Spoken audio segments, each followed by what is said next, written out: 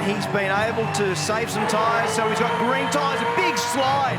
It went too wide off turn 2. He ended up having a monstrous slide off turn 3, and that's the green tyre, brand new tyre for the start of this lap, and that was a big moment. It wagged its tail in both directions through the first chicane complex, and that may have been costly. He's done a 20.6 as a reference. Now, that's nearly a second away from some of the peak numbers that we've seen in quali. Full airborne run over the top of turn 9 in the beach chicane, up into the left-hander here at 11. And between 11 and 12, we get another timing indication of what the lap's looking like. Very bumpy in that braking approach there into turn 12. Looks like it's starting to grip up a little bit better now, and it feeds 100% throttle into it out the other side of 13. That was a big moment at the first chicane. He almost crashed the car on the right-hand fence, and he gets a nice run onto the straight. You can see a little steering correction when he was applying maximum throttle. A little bit of oversteer, a little bit of wheel spin. 10-4, Alistair McVeigh. Very measured commentary from Alistair. Yesterday was his 38th race here, and he's managed to get this car. In fact, both the Blanchard cars are in the Boost Mobile Top 10 Shootout, and that also looked like it was a little challenge for him to thread the needle through the first chicane complex. Yes, just battling for lateral grip. As soon as you got to turn one way, you're trying to make the change of direction and lock the throttle up, and it was about 0.3 of a second faster than Kai Allen, so it wasn't as big a mistake, but still about half a second away from the numbers that we've been used to. And that might be the standard thing for the top 10 shootout now. No one might get near the 19.7 that we've seen so far. 4 tenths up in sector 1 for James Courtney as he's about to transit the line to get an understanding of what it looks like in the mid-sector, and he's a further couple of tenths up. So this could range him into the 9s if things work out nicely. Now, he brushed the mirror back on the wall on the exit of turn 13, folded the mirror against the passenger door there. This is critical. If it kicks in the rear and slides too much and he has to feather the throttle, there's time lost in that process, but he gets out the other side and fires it down to the line. Let's see what that produces for him, and it is a 9.8. A 9.883 for James Courtney. And it's his first Supercars Shootout. So excellent job by Aaron Cameron. And you know one of the great stats? Every driver in the field, all 24, have made a shootout this year now. That's really impressive. Critical braking approach into the first chicane, where the first 2 drivers have had a little challenge to try and get in and out the other side cleanly. And Aaron's been able to do that. We get an understanding of now what this first portion looks like as we wait for the timing to come up. It's the best that we've seen. In fact, it's almost a tenth faster than James Courtney at the first reference. Nice job. Maximum braking here. We're looking at those unbelievable shock and spring loads through the course of that fast chicane. Gets it down now to this resurfaced section on the way into 11. Little bit of understeer when he first turned it at the apex. It lit the rear up in second gear out of turn 11. Took a little bit of wrestling to just get the thing pointing in the right direction there. He's done a 23.3 in the mid-sector. He's about a tenth away from James Courtney, so it's going to work out to about par. That was well crossed up then. He had to use a lot of opposite line to catch it as he started to feed the grunt into it, pointing towards the straight. His teammate's done a 9.8. Aaron Cameron crosses the line, and he doesn't quite get into the 9s. He's done a 1 minute 10.06. Please. Nice job. We'll see where we end up. P2. Ultimately feeds it into third gear. It's about momentum, keeping the car rolling down there, letting it soak those bumps without upsetting it too much, and it's got cranked sideways for him down on the exit there out of second gear, turn 4. Yeah, that was a big slide, and that was very costly. So that's a 20.4 in the first sector, plays at 20.1. It was the fastest that we've seen so far was Aaron Cameron. Oh, massive over there at turn 9. And then he was able to keep it off the fence coming out of turn 10. Now, he's on roaded tyres. They've chosen, now whether they used a lot of tyres to get in or they purposely chose to use a roaded tyre, so not a green brand new tyre for Andre to start this lap. So right now, he will have had a really good feel of what the grip's like, but every time he turns the wheel, it escapes sideways. He was third here back in 2017. It was such a strong performance that he earned a full-time ride with Todd Kelly at the time.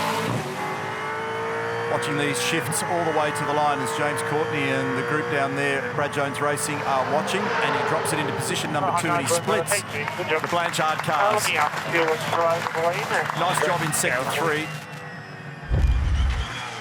Oh, he's locked up big time into the first chicane, and it's game over before the lap even starts. So he's blazed in there and locked it up straight away. Andrew Gilliam on the radio. So they're urging him to press on, because it's not impossible that another runner that follows can't have the same set of issues, and then you want to be in front of him. Maybe that's also hurt the tyres, so he's not showing a lot of hustle there at the moment. So what a frustration. Now, this is the critical part of the racetrack where you just saw Stanaway make that little blue. And remember, he's part of the final series, so this is a really important lap for Randle. He's chosen, the first time that we've seen this in the top 10 shootout so far, he's chosen a roaded front with green rears, so brand new rear tyres. And remembering that only 7 progress at the end of the weekend in the hunt to continue to try and be the champion, he's currently sitting 8th after yesterday's run. First number on the board, though, is an impressive one, so he's doing the right things to try and keep that dream alive, to be in the hunt for the championship. Flew the car beautifully up and over the beach chicane into the left-hander now at 11, where it's been resurfaced. So the resurfacing down at 4 and here at 11 has smartened up this racetrack together with the tyres on the car this weekend. Very speedy. And another big number for Thomas Randle in the mid-sector has him potentially on target to threaten James Courtney. Nice job.